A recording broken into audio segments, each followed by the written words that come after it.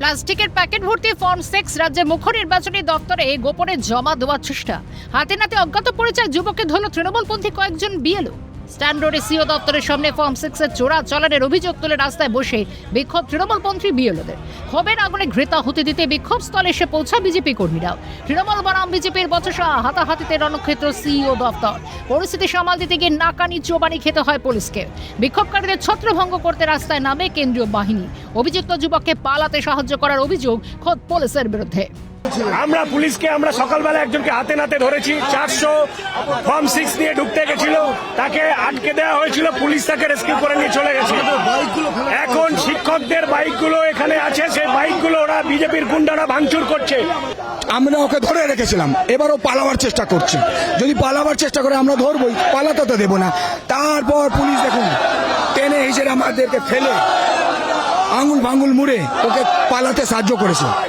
ওরা তো গণতন্ত্রে বিশ্বাস করে না, ওরা গণতন্ত্রে বিশ্বাস করে। ওরা তো মারবে, ওরা গালিগালাজ দিচ্ছে।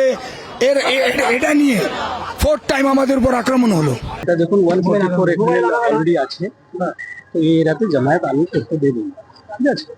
আর এখানে ইলেকশন কমিশনের অফিস আছে, শুটিং কর্পোরেশন, ওর কাছাকাছি 144 আছে। দুটো অপোজিং প্রোটেস্টিং পার্টি এখানে ছিল, তো আমি অ্যালাউ করব না। চৌরঙ্গে বিজেপি প্রার্থী সন্তোষ পাঠকের নেতৃত্বে দলের কর্মীরা এসে চড়া হয় বিক্ষুব্ধ বিএলওদের ওপর। তাদের অভিযোগ, এক বিজেপি কর্মীকে মারধর করা হয়েছে। বিজেপি কর্মীকে বিনা অপরাধে হেনস্থার প্রতিবাদে সরব হন তারা। চরম আকার ধারণ করে শাসক বিরোধীর বিরোধ। দুপক্ষের ধস্তাধস্তিতে রাস্তায় ফেলে দেওয়া হয় একাধিক বাইক। পরিস্থিতি সামাল দিতে বিক্ষোভস্থলে এসে পৌঁছায় কলকাতা পুলিশ।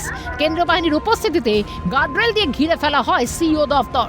বিক্ষোভ ছত্রভঙ্গ করতে লাঠিচার্জের অভিযোগ পুলিশের বিরুদ্ধে।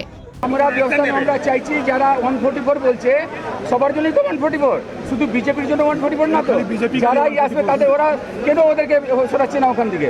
আমরা আমাদের ছেলেদের কর্মীদের আমাদের অ্যাটাক করে রেখেছিল পুলিশ আর ওই গুন্ডা বাহিনীরা। 144 শুধু বিজেপি যারা করে তাদের জন্য নাকি তৃণমূল করে তাদের জন্য? ওদের জন্য তো কোনো আইন শৃঙ্খলা বলে কিছু নেই।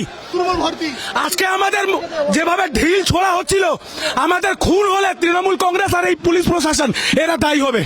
সিইও দপ্তরের সামনে ফর্ম 6 জমা দেওয়াকে নিয়ে তুলকালামের ঘটনায় ক্ষোভ প্রকাশ বিজেপির প্রধান মুখপাত্র দেবজিৎ সরকারের। বললেন, ফর্ম 6 জমা দেওয়া নাগরিকদের মৌলিক অধিকার। যে বা যারা বাধা দিয়েছে তারা সংবিধানের অবমাননা করেছে। এই অন্যায় কমিশন মেনে নিলে গণতন্ত্র বিপর্যস্ত হবে। ফর্ম 6 জমা দেওয়া নাগরিক অধিকার, আইনি অধিকার। কেউ যদি জমা দিতে যায়, সে যে দলেরই হোক না কেন, তাকে বাধা দেওয়া মানে হচ্ছে সংবিধানকে লঙ্ঘন করা। সাংবিধানিক যত প্রভিশন আছে তাকে ছুঁড়ে ফেলে দেওয়া। এই পুরো ষড়যন্ত্রটা মমতা ব্যানার্জির নির্দেশে হয়েছে। তারা প্ল্যান মাফিক জানে যেসব জায়গায় জিততে পারবে না, পরে ঘটনাস্থলে সন্তোষ পাঠকের পাশাপাশি আসেন বিজেপির উত্তর কলকাতার জেলা সভাপতি তমগ্ন ঘোষ। তাঁর অভিযোগ, পুলিশ বিজেপি কর্মীদের শুধু সরিয়ে দিচ্ছে, তৃণমূলের বিরুদ্ধে কোনো পদক্ষেপ করছে না। মূলত সোমবার মুখ্য নির্বাচনী আধিকারিকের সঙ্গে দেখা করেন তৃণমূলের সর্বভারতীয় সাধারণ সম্পাদক অভিষেক বন্দ্যোপাধ্যায়। অভিযোগ করলেন, নিজেদের ভোট সুরক্ষিত করতে বাইরের ভোটারদের বঙ্গের ভোটার তালিকায় ঠাঁই দেওয়ার চেষ্টা করছে বিজেপি। তাই চোরা পথে আসছে বস্তা ভর্তি ফর্ম 6। অভিষেকের এই অভিযোগের রেশ ধরেই মঙ্গলের সিইও দপ্তরে ধুন্ধুমার। নতুন করে ভোটের শাসক বিরোধী সংঘাত কমিশনের দপ্তরে। ক্যামেরা অপূর্ব দেবনাথের সঙ্গে খালিদ জামাল এবং অভিরূপা হাজরার রিপোর্ট, ক্যালকাটা নিউজ।